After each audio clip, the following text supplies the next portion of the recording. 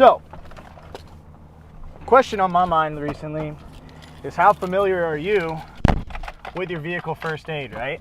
And what do you do to prepare yourself? Like, do you do a vehicle check? Do you check your hazards? Do you check your flashers? Like, do you make sure that all of your gauges are correct? Like, how long, do you take and kind of adjust and situationally make yourself aware of your vehicle, right? Like, where is medical in relation to you? Like, for example, for me, I keep a tourniquet right here on the dash or right here on my visor, depending on, like, if I have to put my visor down, sometimes the tourniquet falls, so I set it on my dash, right? But it's always right here within arm's length. That way, if I had to use it, I could use it. Yes, this is blue.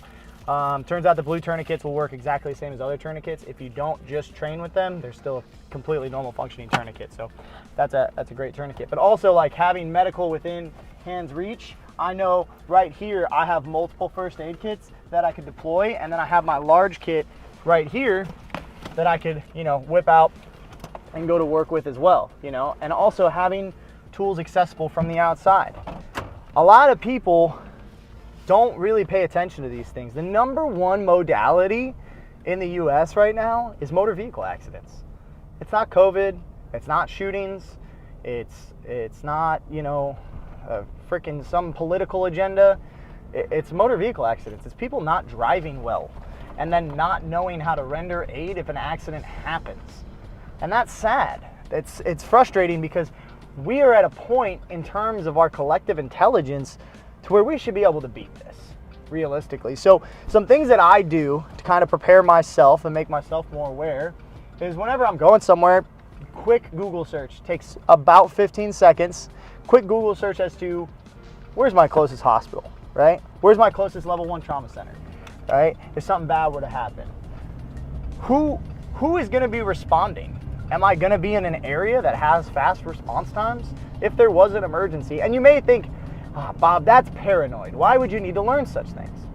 Why would you look that up? Why would you even be thinking that way? Well, because I don't want to be thinking that way if my kid is hurt, or if my wife is hurt, or if my best friend is hurt.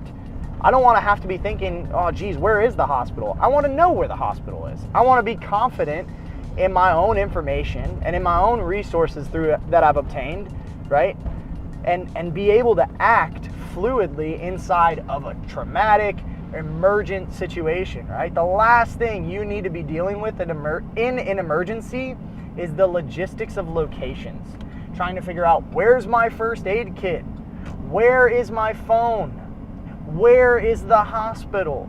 All of these things you need to know. You need to have positive control over. So that way, if you were to be in a car accident, in a motor vehicle accident, you're set up for success. All the odds are stacked in your favor. So that way, once that clock starts ticking, and you got to work against it, I promise you do, you're not fighting such a formidable foe. It almost becomes easy. It's reps and sets. You've thought about it, you've planned for it. Take action, take control, and be the hero. It's just that simple.